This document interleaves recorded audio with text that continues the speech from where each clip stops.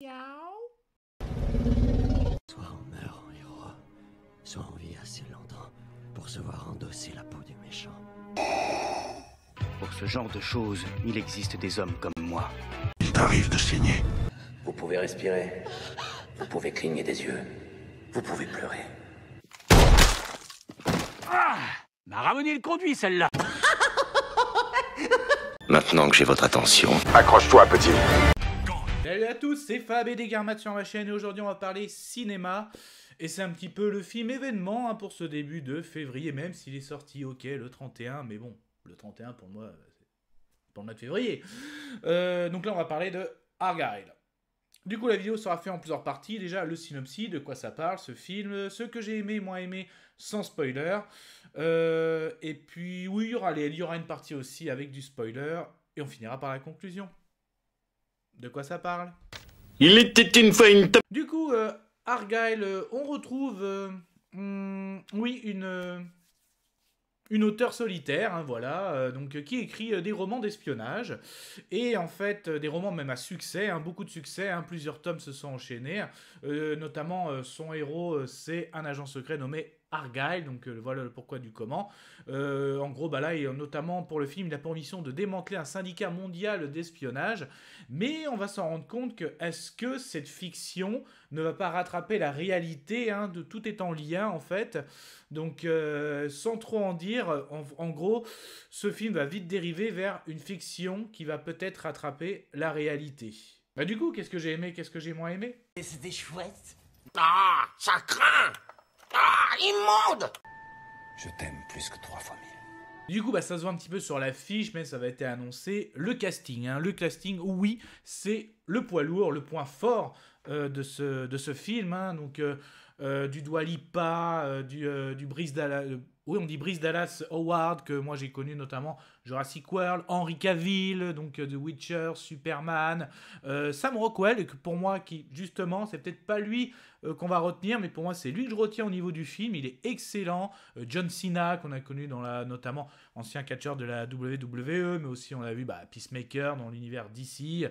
Voilà, un petit peu Bryan Cranston, donc dans la série Breaking Bad, ou encore Malcolm, Samuel L. Jackson, bon là, lui, partout, il était partout, lui. Donc voilà, un très très gros casting, et franchement, oui, il joue bien. Donc certains jouent des personnages de fiction, donc même en gros, comme si du film d'espionnage, c'est très bon.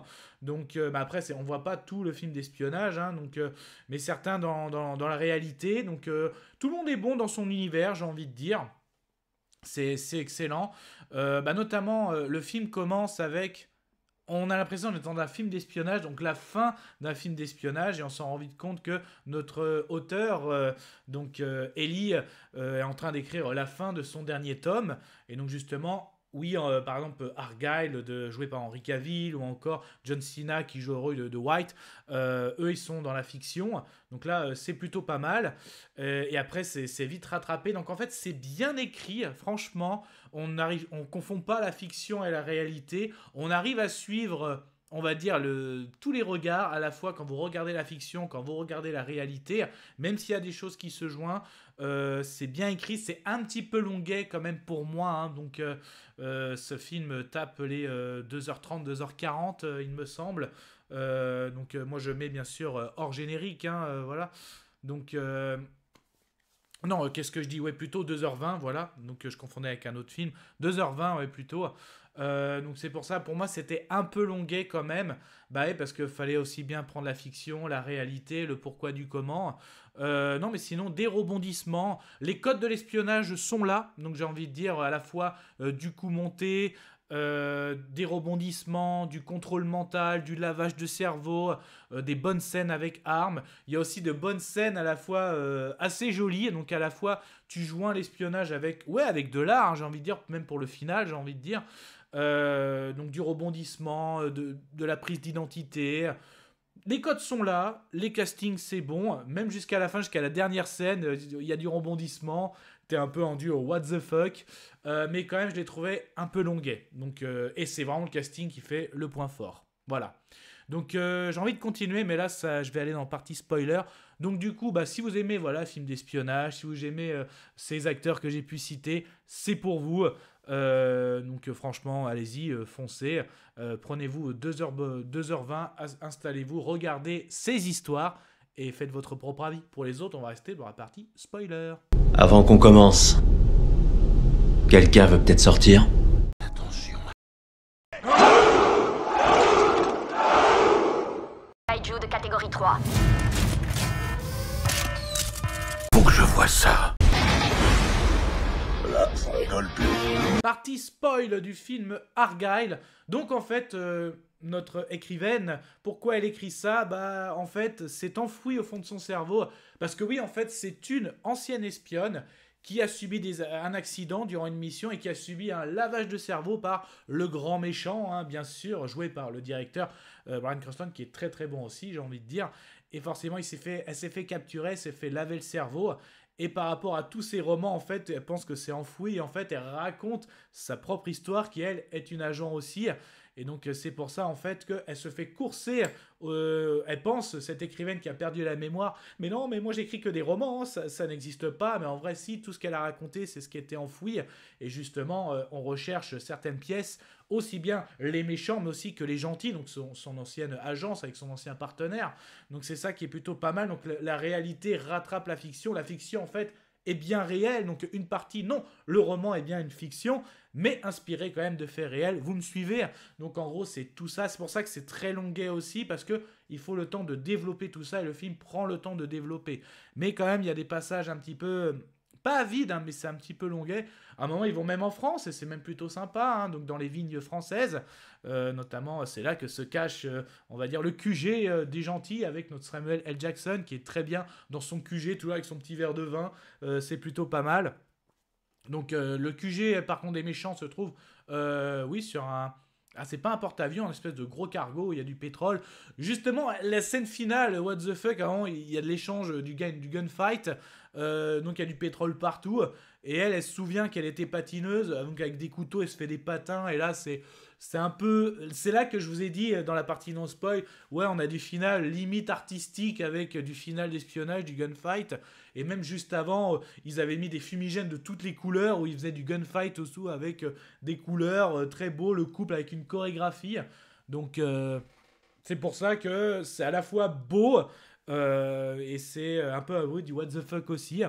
Donc notre Henry Cavill aussi qui joue le Argylle fiction suit aussi son autrice, hein, des fois elle le voit dans son miroir, donc au début on voit des scènes fiction, après elle est poursuivie à la fois par son personnage parce que c'est elle, c'est son personnage qui est enfoui en elle, même si elle l'a créé, c'est plutôt pas mal.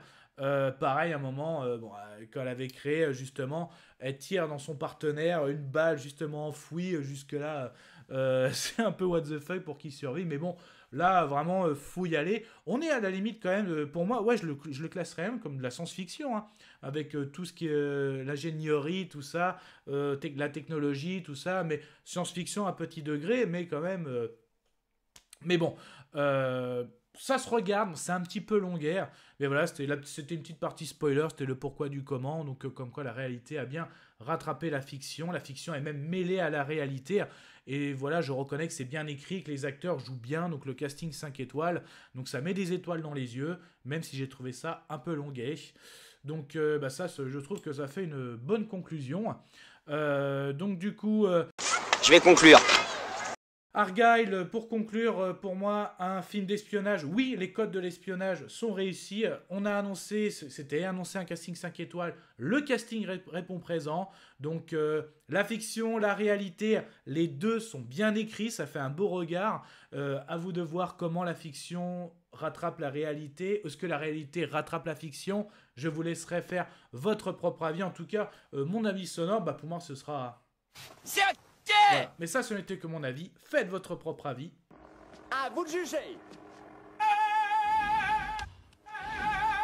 Et puis n'hésitez pas à vous promener sur la chaîne. Hein. Donc il y a des playlists science-fiction, fantastique, fantasy aussi. En tout cas, prenez soin de vous, que ce soit devant toile de ciné, tout type d'écran, DVD, Blu-ray, VOD. Et du coup, tiens, notamment Henry Cavill qui est qui fait partie du casting de ce film. Est-ce que vous attendez aussi ces autres films, notamment l'autre film qui va arriver, où là, ça va traiter un petit peu, donc plus de films de guerre. Moi, personnellement, je l'attends. On en parle dans les commentaires, Kenavo. Je vous souhaite une agréable soirée. Désolé pour le bordel. Au revoir.